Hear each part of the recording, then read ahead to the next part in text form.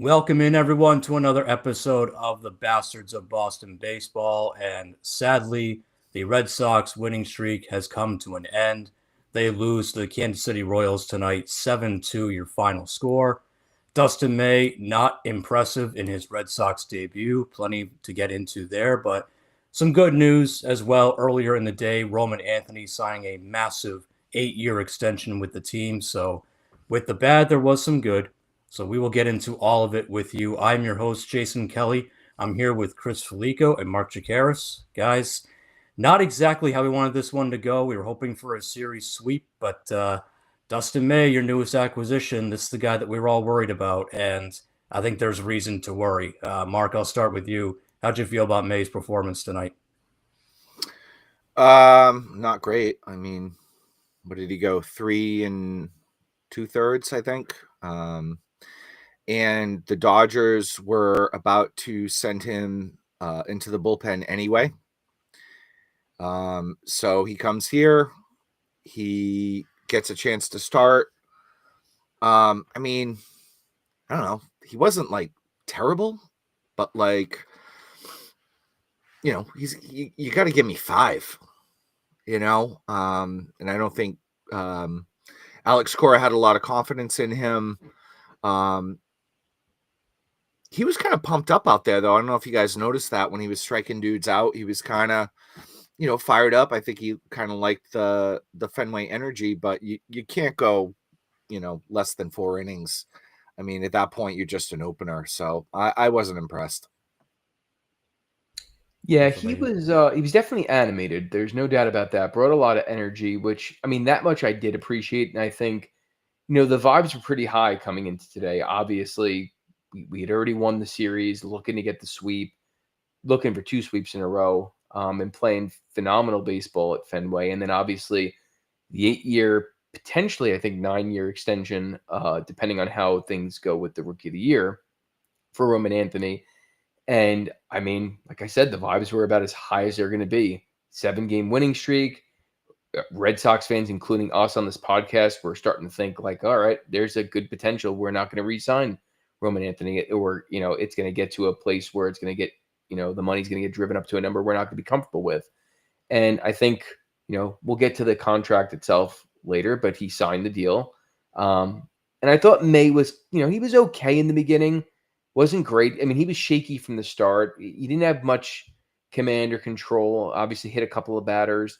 But I think the offense wasn't that great either today. I mean, we had 7 strikeouts. We only had 7 hits. So anytime that you have as many hits as strikeouts, you're probably not going to win. But I mean, the most disappointing part was Dustin May in the bullpen, more specifically Dustin May, because he is one of the newer acquisitions. We traded our 10th ranked prospect, Tibbs III, who was the most interesting prospect from that Devers trade, and pretty much the only hope that we were going to get something and salvage something from that trade other than dumping the money.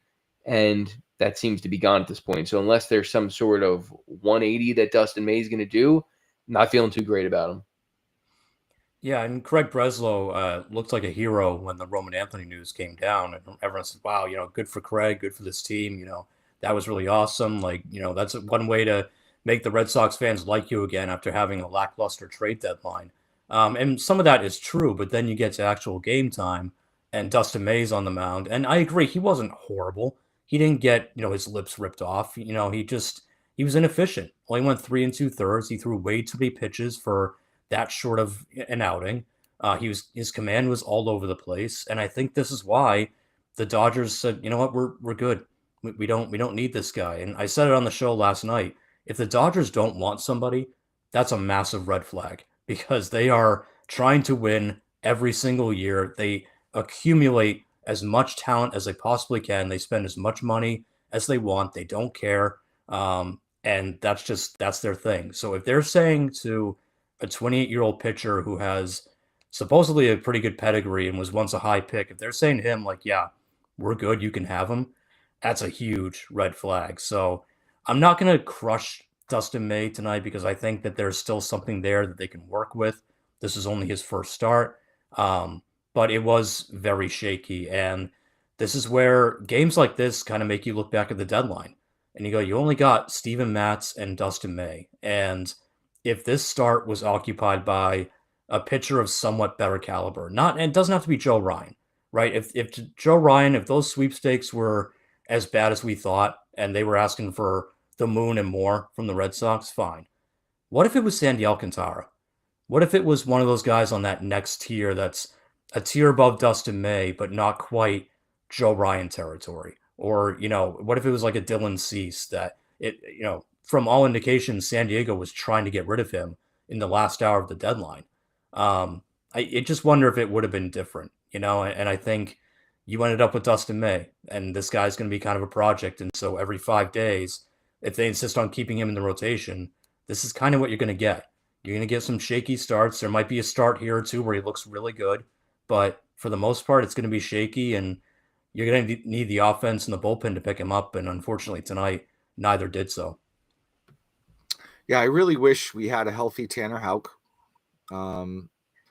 who had a tremendous first half of last year, obviously. And, Cutter Crawford as well, who pitched pretty well last year. If those guys are anchoring the back of your rotation, and the Red Sox are playing well, don't get me wrong. But, the Kansas City Royals are a good team. They're not a great team, but they're a good team. They have some great players. But you wonder if you even need to make that trade, right? If like those guys are healthy, and they're pitching even remotely how they did, last season. I was at that Tanner Houck game. I don't know if you guys remember this, but excuse me. I was at that Tanner Houck game where it was like the shortest game in MLB history since like 2016 or something. He just was like, he was on fire and he was mowing guys down, super efficient. Yeah, I wish I had those guys in the back of the rotation right now, and it stinks because now, we got to rely on basically. I mean, that was basically a bullpen game, right? Like, I mean, a opener situation. Yeah, it felt very much like that. I think, the Dustin May trade is just kind of a head scratcher to me for the simple reason that, like, is there upside there for Dustin May? Potentially. He's coming off of 2 Tommy Johns, though. And again, if we had traded for him at the beginning of the season or got him like in free agency, like a Giolito situation where it's a cheap contract, you're taking a flyer and there's tons of upside. And if it goes wrong, it's like, all right, we're not really losing much, but there's some time that you can build throughout the beginning of a season, have him work with your pitching coaches and try and get him right as a reclamation project. Totally for it. Understand. As a deadline move, when you're pushing for the playoffs, considering what we gave up, I just feel like our internal options were probably better and more suited for what this team needs going forward. And it would have been less of a gamble. It would have cost us nothing. And I would have felt a lot better about that, even though we were all saying, like, you got to make trades. But I think sometimes the best trade in a situation like that is a trade you don't make versus just forcing one. And that one kind of felt forced. Versus the Steven Matz one where it's like, okay, I clearly see what we're trying to do there in bolstering a bullpen that's doing really well, but it gives us more flexibility, and like Matz has great upside and good stuff.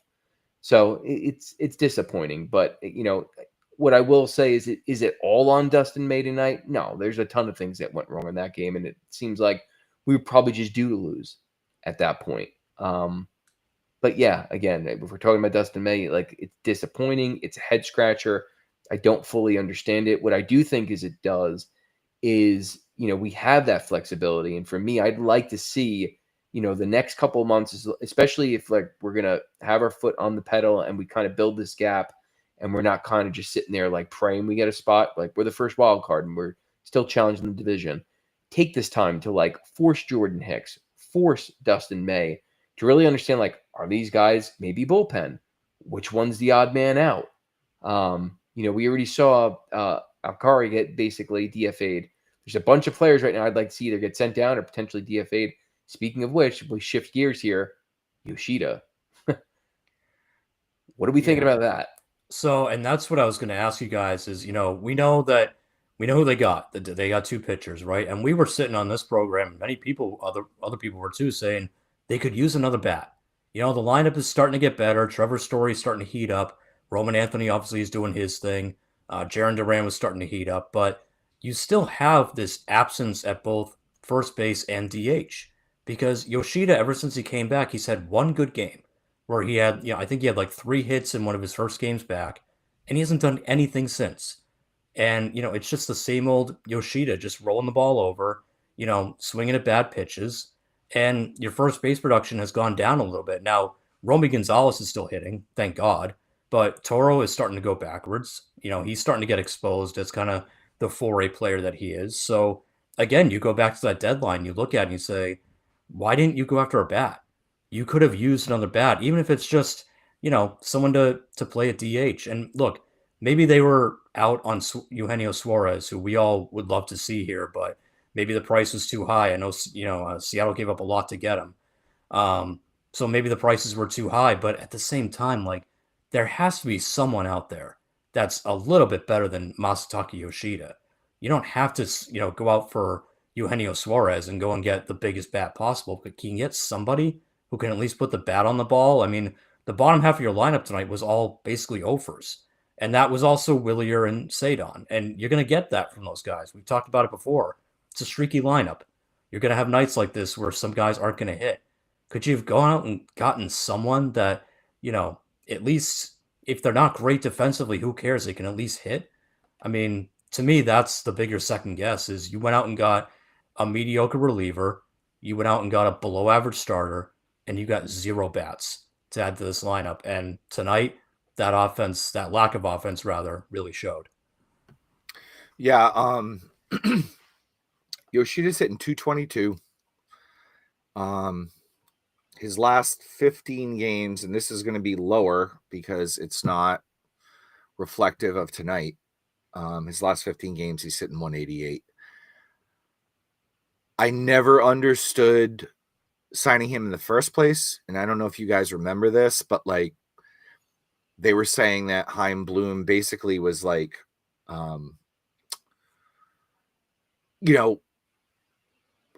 bargaining with himself over this. Like no other teams wanted him, and he just kept raising the amount. And finally, Yoshida signed. I don't know why this guy's still on the team. I know John Henry and company are very fiscally conservative right now, but I think this is a situation where you gotta DFA this guy. I don't think he brings anything to the table. Any Red Sox fan who thinks he does, it's just an emotional reaction because he really, really doesn't. He doesn't hit for power. He doesn't hit for average. He can't play the field. What are we doing here? So I am so out on Yoshida. I've been out on him for a long time, and now it's showing, and I don't see how you can defend this guy anymore. Yeah, to both your guys' points, starting with you, Mark, you almost kind of have to think that the Yoshida move might have been one of the triggers that got us to a point where we're like, maybe we shouldn't be spending so much money anymore. We couldn't re-sign Mookie Betts, and then we go out there and spend, what was it, $90-something million on him. And it's been a terrible contract to this point. He hasn't even come close to that value, as low as it may seem. But to your point, Jason, yeah, like how did we not have a better option out there? I get that Eugenio Suarez may have not been out there for us, although there seems to be rumors coming out there that we might have been in on him, not in on him. Same thing with Joe Ryan. But I go back to the Yandy Diaz. Like he was out there, I'm sure, for the right deal. And, we threw Tibbs in there, and I hate to keep bringing up his name, but we threw him in there for freaking Dustin May. If we could have packaged him and maybe a couple of other assets, and maybe even one of the big league talent, like the plethora of people that we had on this roster that are kind of log jammed. Yeah, I mean, maybe Yandy Diaz is on the Red Sox and he's able to fill 2 holes. He could be an everyday first baseman on an off night or 2. He could also be your DH. He's a better option than Yoshida at this point, or anyone else that we throw in there haphazardly because we don't have an everyday option right now. So there's a couple of just head scratching moves. And I think like, that Yoshida contract, that it's not shocking when you really reflect on we give Craig Breslow a lot of crap, specifically on this podcast and then even Red Sox Nation on and off, right? Despite how well the Red Sox are playing right now. And he's part of the reason. He should get credit. But like, I think back to like the contracts with Chaim Bloom. Did he have one good contract? I mean, Devers, and he's gone, right? I will give Craig Breslow some credit at this point. Like, he has signed some really good deals. I mean, think about the young talent we have on this team now between Roman Anthony, Sedan Rafaela, the Crochet extension. Like, he's extended our young talent, kind of Braves X, traded for some players, gotten them on reasonable extensions, and then found some hidden gems, right? Giolito, right? Narvaez traded him. And again, do I think he thought this was what it was going to be? No. But he still made the trade and had faith that he could have something for this team. So I'm starting to get a little bit more confidence in Craig Breslow in some arenas and areas of being a general manager, but he has definitely got some things that he's got to improve on, specifically with trades when it comes to the deadline. Yeah, we were on here last night, kind of talking about how awkward Craig Breslow looks at times. There was that game where he was in the Nesson booth, and our guy Nick the Voice sent the video clip into our chat, and him kind of like they went to break. He took the headset off, and he had like a stank look on his face. Like I don't think he realized the cameras were still rolling, because he gets the point that like nobody likes him, and he comes off awkward, and he doesn't have good social and people skills. And one of the things we heard after the trade deadline was that other executives were saying he was really hard to deal with. That Craig Breslow was really hard to not just like negotiate with, but just talk to in general. Like just in terms of having a casual talk about deals, he was, insufferable to some of these guys. That's a major problem going forward. I mean, this is why Theo Epstein is here. Terry's made this point before. Like, they had to beg Theo to come back, be like, can you coach this kid on like how to talk to other executives, because he just can't do it. He doesn't have that suave, that kind of, charisma that Theo has. So, and I don't know how much longer Theo's willing to stick around and just be an advisor to this guy. There's probably much better things he'd be doing with his time. So I think that's why the trade deadline didn't go your ways. I think that he's having a hard time getting through to other executives, and they just don't want to talk to him. He's just that awkward and that off-putting. One thing about the Yandy Diaz deal that I'll put out there, Clay Ingersoll in our chat brought it up, and Jared Carabas, depending on how you feel about him, but I think he's pretty well tapped. I think he's got some pretty reliable sources. He indicated on Twitter that the Rays asked for Cedar Rafaela in exchange for Yandy Diaz. And if that's the case, I'm hanging up the phone too. I would have loved Yandy Diaz here, but Cedar Rafaela, the way he's going, no. He's one of that he's part of that young core that you talked about, the Bayos, the Crochets, now Roman Anthony, that like you should be building around. You don't trade him for a 33-year-old first baseman who's going to be a DH pretty soon.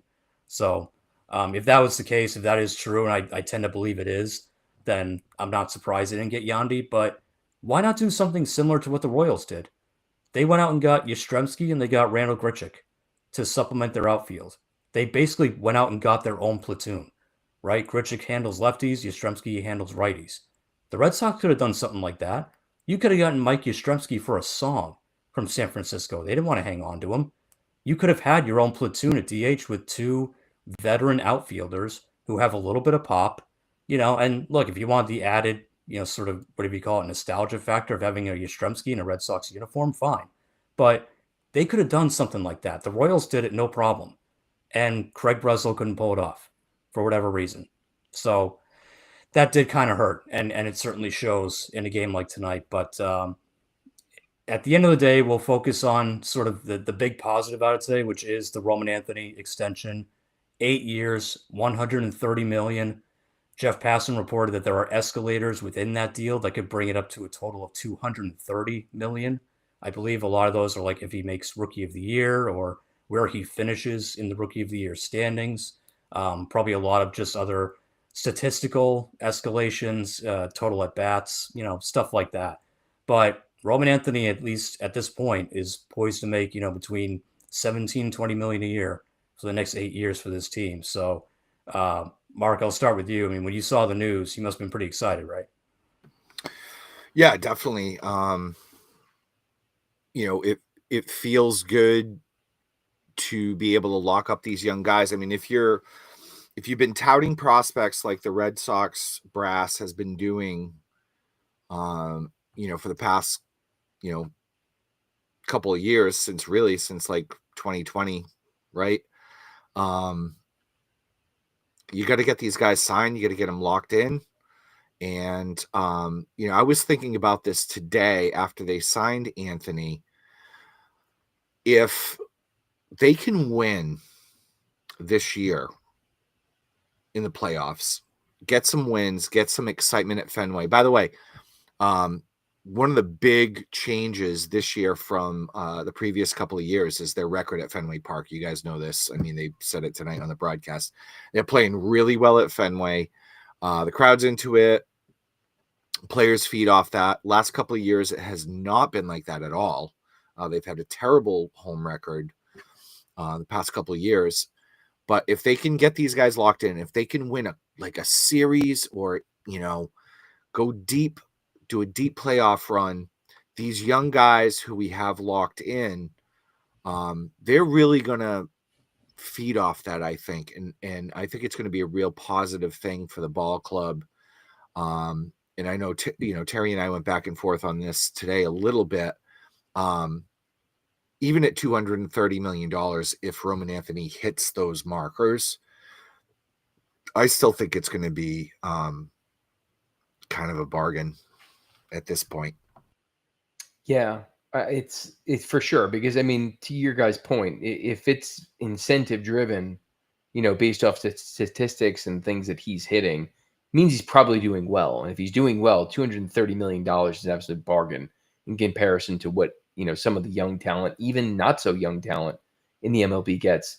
Because a lot of these guys, and the MLB is changing, these guys are signing young and they're not hitting free agency until the late 20s. And that's still relatively young for some baseball players, depending on their position. And then they're getting 15-year deals in their late 20s into their early 40s. So I think it's a great deal, pending obviously injury, which you can never speculate. And to be honest with you, I really feel like that's one of the things that got this deal done.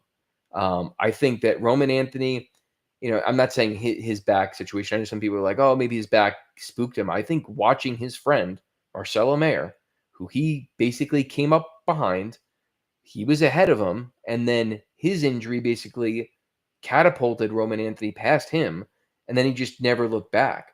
But then they both made it to the major leagues. In fact, Marcelo got called up first. And to be fair, got off to a little bit of a hotter start, showed a little bit more power too in the beginning. Both played, and obviously, Marcelo had the better defense, I would say, out of the two as well. But then he's hurt, and it's a nagging injury that's held him back at the, minor league level, and now in the major league level. How could Roman Anthony not look at that and think to himself, that could happen to me? Do I really want to take that risk? Because let's face it, Marcelo Mayer may not be getting an extension from the Red Sox. And if he does, it is not going to be looking like Roman Anthony's. That much I can promise you. No matter what he does defensively, no matter what he does in the batter's box, if he keeps this up with injuries, which is somewhat out of his control, he's not going to get that extension. So, good for Roman. Again, credit to Craig Breslow, because I did not have the confidence he would get this done. And I think a lot of times when we're talking about Craig Breslow, we forget he was the 12th choice. I think sometimes we hold him to the standard like he's a normal Major League Baseball GM. He was the 12th choice for the Boston Red Sox. 11 other guys were like, nope. And God knows how many AI weeded out before that. So for a guy who was the 12th choice, when I look at it like that, he's really not doing that bad. There's things he has to work on. If we could upgrade, would I be open to it? 100%, especially with the young team that we have. But give credit where credit is due. He has taken a lot of our young talent, signed them, and put us in a position now where when we make moves like the Devers contract and we have that money off the books, we don't have to look there and go, man, we're going to have to sign Cedar Rafaela. Man, we're going to have to sign Crochet. Man, we're going to have to sign Roman Anthony. Nope. They're signed to pretty damn reasonable deals considering what the going rate is in the MLB right now. That opens up a ton of flexibility for this team moving forward if they are truly going to chase a World Series in the next 3 to 5 years.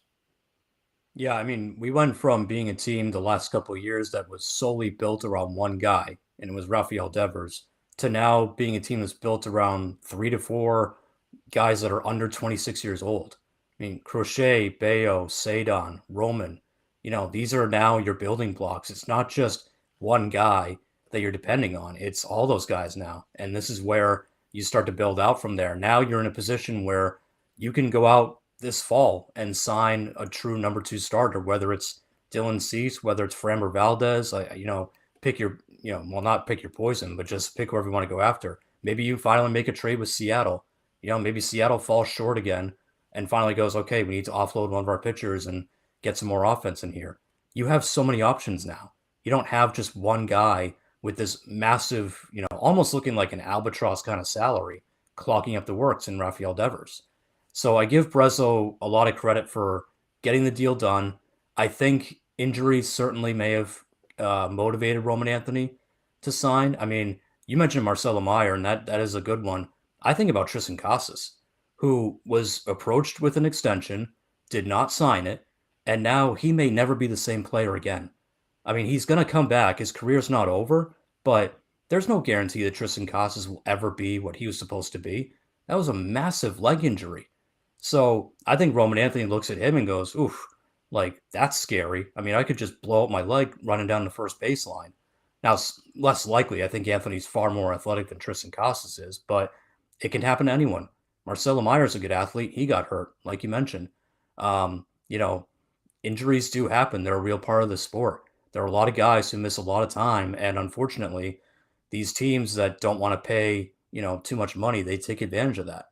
Oh, well, you had a massive injury, so we're going to knock like $7-8 million off, the final price.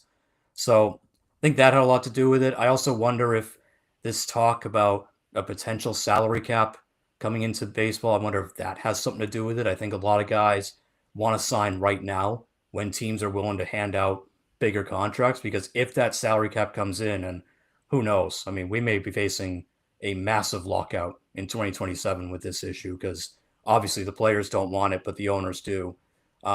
If they do impose a salary cap, then you're not going to be seeing these massive deals. It's just, owners are going to buckle down and they're going to be a lot more frugal. So probably a lot of that had to do with it. But at the end of the day, the Red Sox approached him and said, we're ready to sign you. We've seen what we want to see. We want to extend you. Here, we're willing to give you this amount. We're willing to put escalators into the deal. Like, they did well by Roman Anthony and he did well by them. Just sign the deal. Let's go, because this team does have a good core going forward. And obviously Anthony sees that. He sees the potential for this team to go to the playoffs, hopefully year after year, and maybe even World Series at some point. So I thought it was a great deal to get done. I so much prefer the core they have now with, multiple guys, including pitchers, not just one big fat third baseman who you hope hits 50 home runs a year. So it's really great to see. And I think that, Breslow did a very good job. And, it kind of sucks because unfortunately here in Boston, the media always has to twist things a little bit. So, they were called cheap today because, oh, you never pay for free agents. You only sign your own guys. We had other guys in the media questioning if Roman Anthony doubts himself. And that's why he took the deal so early, because he doesn't think he can turn into Juan Soto. Like, there's a lot of stupid crap like that flying around. At the end of the day, this is a great deal for both sides. Roman Anthony at 21 years old gets paid, and the Red Sox lock up really their biggest superstar prospect to date in Roman Anthony for a long time. So I don't know how anyone could complain about that deal. Jason, I'm just curious. Was it on 98.5, the Sports Hub, that It said sure he was cheap? Yes. Okay. So I had that in my notes. Yeah. Both That was- programs too, the midday and the Yeah, drive time show. that was the afternoon show. I heard it. I was grabbing my son from work and I was like, what are you talking about? Yeah. Cheap. No. Smart. This is a smart decision. And you hope these young guys that you've locked up, including, to your point, including Crochet, you hope they turn out like the 90s version of the New York Yankees with the core four. And you have these guys that are going to, again, to repeat myself, win together, learn how to win together, do the winning, feed off each other, and really bring a great product to the Red Sox. And again, you've been telling us about these prospects all the time. Sign them long term, get them out there on the field, have them play well. No complaints here, but to your point too, I do think that certainly Casas and Marcelo, with the injury bugs that they've had, I've never been a Casas guy. I mean, when he was hot that second half of, what was it? Was it 2023? I believe he was super hot in that second half. He was great, super fun to watch. Really hasn't done anything since or before that. So he bet on himself, and up until this particular point, he's lost. So, I think I make both those guys available in the offseason. I'm not going to lie to you. I like Marcelo Meyer's game, especially on defense.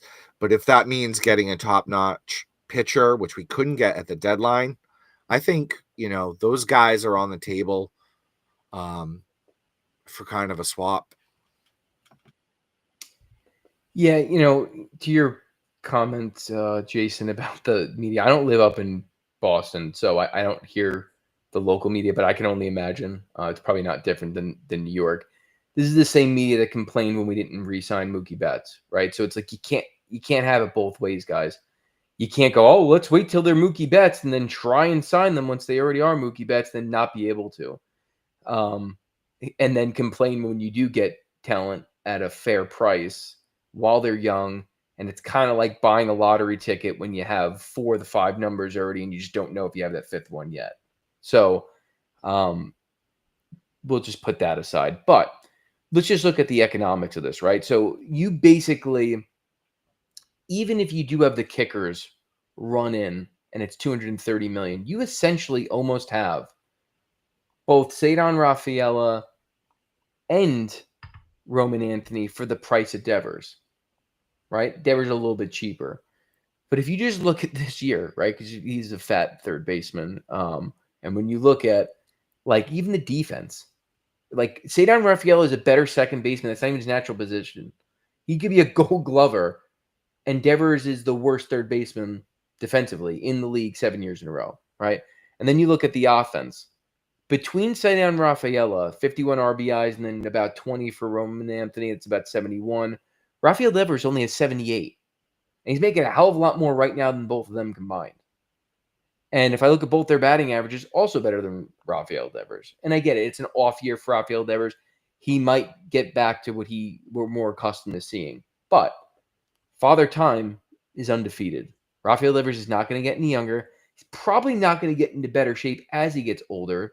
That's not usually normal. So, and I would venture to guess he's not going to all of a sudden decide he knows how to play third base defensively. So I think we're doing well when we look at that. For about the same price, we have these two guys for almost the next decade versus him for the next decade. With all the upside, the age on our side, it's a good deal. And I don't know how anyone could be upset at this point. So, that's the media's job, is to stir things up. But, I mean, just sometimes they just sound absolutely freaking ridiculous. Yeah, today was an all-timer. I mean, the news broke and you thought, okay, wow, this will be a nice break from football talk. They finally are going to talk about the Red Sox because they struggle to do that. And, it's good news. They should be happy. And automatically it's, what a cheap move. And, what has Roman Anthony done to even deserve it yet? And then you get to the drive time show. And it's like, I wonder if he doubts himself. And that's why he took the contract. Maybe he thinks the power is never going to come. It's like, oh, my God. Like, tell me you don't watch the Red Sox without telling me you don't watch the Red Sox. And yeah, it's your point about Devers. I think at this point, you can clearly say the Red Sox are doing much better off without him. I'm not going to say they won the trade because they absolutely did not. The return was not good enough, and you already lost, part of that return. The most intriguing part, as you mentioned earlier, Chris, like you traded him away for Dustin May. So they definitely didn't win the trade, but the team is better off without that kind of player, that kind of attitude in the clubhouse. Because Rafael Devers, he's going to be a good player his whole career. He's going to hit 30, 35 home runs, maybe 40 at some point. He's always going to do that, but he's not going to improve his defense. He's not going to improve the strikeout rate, and he's just going to keep letting himself go a little bit. I mean, he keeps showing up to spring training out of shape because he goes home, sits on his butt, doesn't do anything, eats too much, and then shows up to spring, takes like half the spring off to get his weight down, and then just climbs to the batter's box and mashes. Like that's who he is. There's a lot of players like that in the league. He's certainly not the only one, but I'm good. I don't need that kind of player on my team. I don't like rooting for that kind of player. I'd much rather root for guys like Sadon and Bayo and Roman Anthony, these young guys who you can see they put in the work. You can see that they care. Are they perfect? No, but they try damn hard, and they care about winning, and they care about each other. So the vibes have just gotten so much better, and they got even better today with the Roman Anthony extension. And we'll see what happens with guys like Marcelo Meyer. We'll see what happens with Alex Bregman. I know that that's going to be a guy that I think we're all going to pivot to now. If you can get him to sign an extension and get him to not opt out, really secure that third base side, I think we'll all feel a lot better. And with Marcelo Meyer, that's going to be interesting because Trevor Story is now having the kind of second half where you got to worry about him potentially opting out too. He has that in his contract. He can opt out after this year. And if Meyer is kind of injury prone and they're not sure about him, then they might be looking at Trevor Story going, ooh, can we work out something there too? Because we don't want you to go, actually.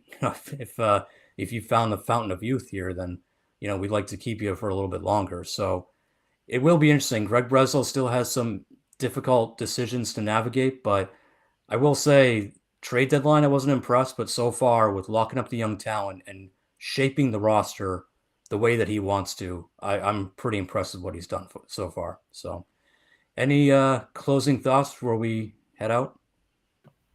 Just real quick. Oh, go ahead, Chris. No, go. I was just going to say the analogy I had for the Devers trade, because, yeah, I would agree. It looks like we lost on paper, but it's like the 2018 World Series Game 3. We lost that game, but ultimately we won the World Series.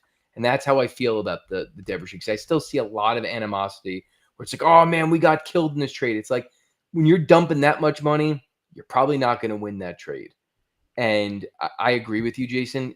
At this point, we are not winning it on a player-by-player basis, but getting him out of here, removing him from this culture and the thing that we are trying to build and what Craig Breslow is trying to build, it's a no-brainer. Like, we lost that battle, but we will win the war long-term.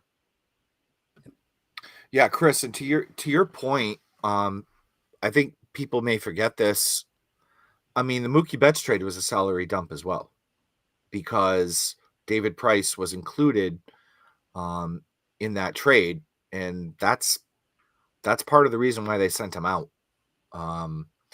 was because the Dodgers were willing to take on David Price's contract, which that part of the trade was smart for the Red Sox, I guess. I mean, things went sideways with COVID and everything else after that, but I'd have to look it up. I don't know off the top of my head, but they did owe Price more money. But to the Devers point, that was both trades were a salary dump, and the players we got back weren't great because ultimately we traded Mookie Betts for Connor Wong, and there you go. Real quick, Jason, on your point, I don't think there's any room. There wasn't any room for him on the roster. Left-handed hitting outfielder. We already have a jam up in the outfield, but Mike Yastrzemski for nostalgia points. I mean, he crushes it at Fenway. He's hitting 320 there all time. I'm a kid from the 80s, and I get to see Yaz play live, and it's just super cool to see him play. I know there's not a place for him. I don't want him. He's 34 years old, but like I kind of want him. You know what I mean? So anyway, just shout out to Mike Yastrzemski, because he does, when he goes to Fenway Park, he kills it. Yeah, 100%. And you know what? I'd take him I'd take him for Yoshida straight up. No team in the right mind would ever do that, but I'd do that. Yeah, absolutely. Just to have another Yaz playing at Fenway, sure. No, why not? But yeah, we can only dream at this point, unfortunately. So we will wrap it up on that. We'll be back tomorrow night for another episode of Hot Takes. So be sure to send those in to the Bastards account on Twitter. Give us your hot takes, whatever they may be. We'll break them down on the show. And then we'll be back again on Friday. We'll be talking about the San Diego Padres series. Big series out west this weekend. It's going to be probably the toughest test the Red Sox have had in a little bit. So big series against San Diego this weekend. Get ready for that.